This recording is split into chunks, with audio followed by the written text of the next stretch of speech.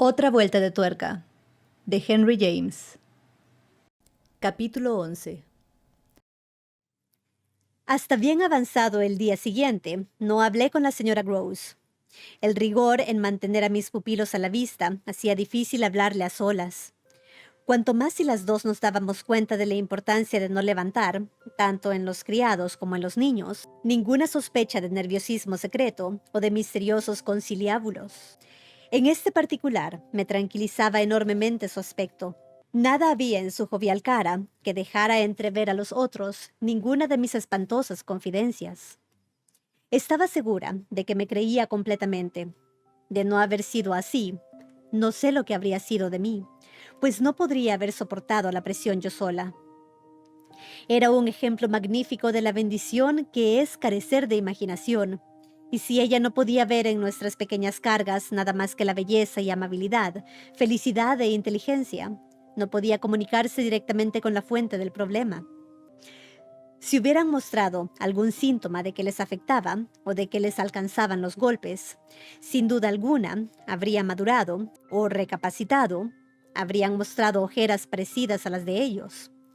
Pero tal como estaban las cosas, sin embargo, podía sentir, cuando los contemplaba con sus enormes brazos blancos cruzados y la serenidad habitual en su mirada, que agradecía a la bondad del Señor que, aunque estaban malcriados, las partes aún eran útiles. Ráfagas de fantasía dejaban paso en su mente a un resplandor hogareño, y si yo había comenzado a percibir con convicción creciente cómo, conforme el tiempo pasaba sin una catástrofe pública, nuestros jóvenes podían después de todo cuidar de sí mismos, ella dirigió toda su atención al triste caso de la institutriz. Para mí simplificaba totalmente el asunto. Podía asegurar al mundo que mi cara no revelaría nada, pero en tales condiciones habría sido una inmensa preocupación añadida encontrarme preocupada por la de ella.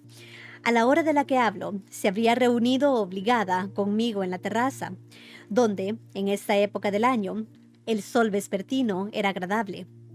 Nos sentamos juntas, mientras ante nosotros y a distancia, pero no tan lejos que no pudiéramos llamarlos, los niños iban de un lugar a otro con calma. Se movían al unísono más abajo, con tranquilidad.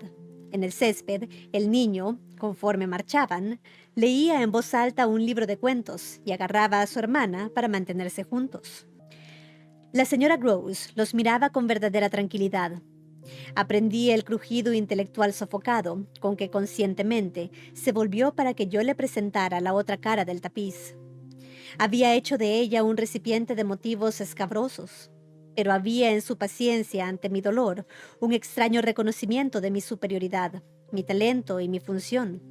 Ofreció su mente a mis revelaciones como si al desear yo hacer una pócima de brujas y proponérselo a las claras, me hubiera ofrecido un enorme caso nuevo. En esto se había convertido su actitud en el momento en que, en mi enumeración de los hechos de la noche, llegué al punto de que me había dicho Miles, cuando, después de verlo a una hora tan intempestiva, casi en el mismo lugar donde entonces estaba, había bajado para meterlo en casa. Decidiéndome entonces en la ventana, con la imperiosa necesidad de no alarmar a la casa, por este método en vez de por otro más ruidoso. La había dejado, mientras tanto, con pocas dudas sobre la esperanza que tenía de representar con éxito, incluso a pesar de su simpatía, mi sentimiento de auténtico esplendor ante la pequeña inspiración con que, una vez que estuvo dentro de la casa, el niño conoció el desafío expreso. Tan pronto como aparecí en la terraza a la luz de la luna, se me acercó con la mayor rapidez que pudo, ante lo cual lo cogí de la mano sin decir palabra y lo llevé por lugares oscuros hasta el último tramo de la escalera, donde Quint lo había estado esperando con tantas ganas, para pasar por el corredor donde había escuchado temblorosa y así llegar a la habitación que había abandonado.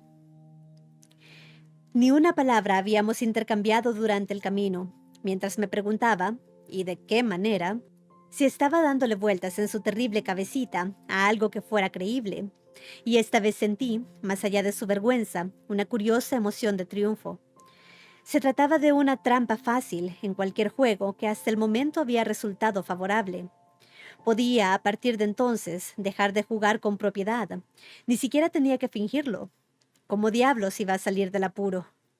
Entonces me llamó la atención, con el latido apasionado de esta cuestión, el modo en que iba a salir yo. Por fin me enfrentaba como había ocurrido hasta entonces, con el riesgo añadido, incluso ahora, de haber pulsado la nota espantosa. De hecho, recuerdo que conforme lo metí en su cuarto, donde la cama no había sido tocada lo más mínimo y la ventana, descubierta por la luz de la luna, volvía tan luminoso el lugar que no había necesidad de encender una cerilla. Recuerdo cómo de repente me derrumbé, echándome en el borde de la cama ante la idea enérgica de que debía saber cómo en verdad, según expresión de ellos, me tenía. Podía hacer lo que quisiese, ayudado de toda su inteligencia, siempre y cuando yo siguiera acatando la vieja tradición delictiva de esos encargados de jóvenes que atienden a las supersticiones y miedos. Sin duda alguna, me tenía, y en una situación comprometida, pues, ¿quién me perdonaría? ¿Quién consentiría que yo fuese tan despreocupada si, ante el mínimo temor de una propuesta, era la primera en introducir en nuestra relación perfecta un elemento tan espantoso? No, no.